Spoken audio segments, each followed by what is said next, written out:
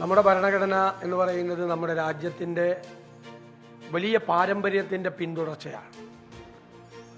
ആയിരക്കണക്കിന് വർഷങ്ങൾ നമുക്കൊരു പാരമ്പര്യമുണ്ട്. ആ പാരമ്പര്യം എന്ന് പറയുന്നത് ലോകത്തിൻ്റെ വിവിധ ഭാഗങ്ങളിൽ നിന്ന് വന്ന എല്ലാ ജനപദങ്ങളെയും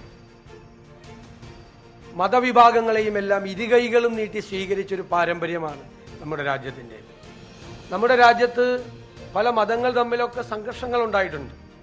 പക്ഷേ ലോകത്തിൻ്റെ എല്ലാ ഭാഗത്തു നിന്നും വന്ന എല്ലാ വൈവിധ്യങ്ങളെയും വ്യത്യസ്തതകളെയും എല്ലാം ഒരുമിച്ച് സ്വീകരിക്കാൻ നമ്മുടെ രാജ്യത്തിന് കഴിയും.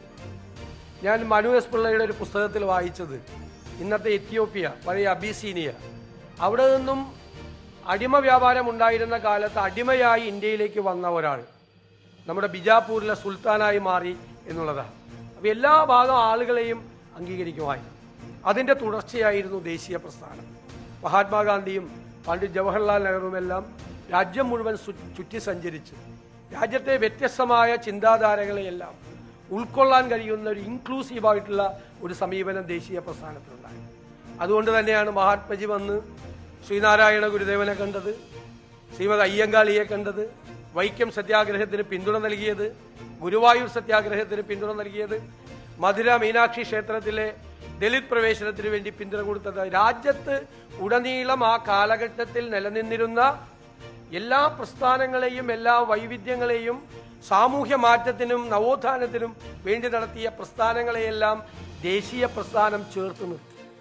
അപ്പോൾ എല്ലാ അരുവികളും ഒഴുകി നദിയിലെത്തിയ ആ നദി ഒഴുകി ഒരു മഹാസാഗരത്തിൽ ചെന്ന് ലയിക്കുന്നത് പോലെ ഈ രാജ്യത്തുണ്ടായിരുന്ന വ്യത്യസ്തമായ ചിന്താധാരകളെല്ലാം ഒഴുകിയെത്തുന്ന മഹാസാഗരമായി ദേശീയ പ്രസ്ഥാനം മാറി.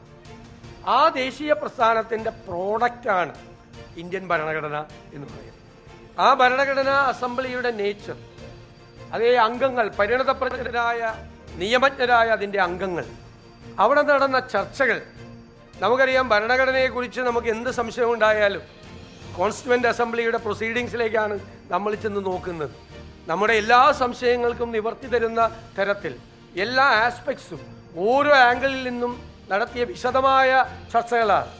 ഞാൻ ഈ അടുത്തിടയ്ക്ക് ആർട്ടിക്കിൾ 21 കുറിച്ച് മാത്രം ഭരണഘടന കോൺസ്റ്റിറ്റ്യൂവൻ്റ് അസംബ്ലിയിൽ നടന്ന ചർച്ചയെക്കുറിച്ചുള്ളൊരു പുസ്തകം, ആ ഒരു മനോഹരമായ പുസ്തകമാണ്. ആർട്ടിക്കിൾ 21 എന്ന് പറയുന്ന ഫണ്ടമെന്റൽ റൈറ്റിലെ ഏറ്റവും പ്രധാനപ്പെട്ട ഒരു കാര്യം, റൈറ്റ് ടു ലൈഫ്, അതിനെക്കുറിച്ച് ഉള്ള ഏറ്റവും പ്രധാനപ്പെട്ട ചർച്ചകൾ നടന്നിരിക്കുന്നത് എത്ര വിശദമായ ചർച്ചകളാണ്.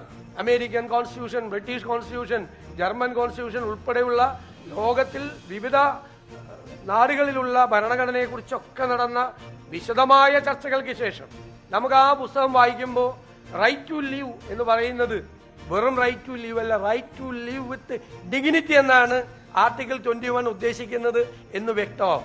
ഓരോ വകുപ്പുകളെക്കുറിച്ചും അത്രയും വിശദമായ ചർച്ചകൾ നടന്നിട്ടുണ്ട്.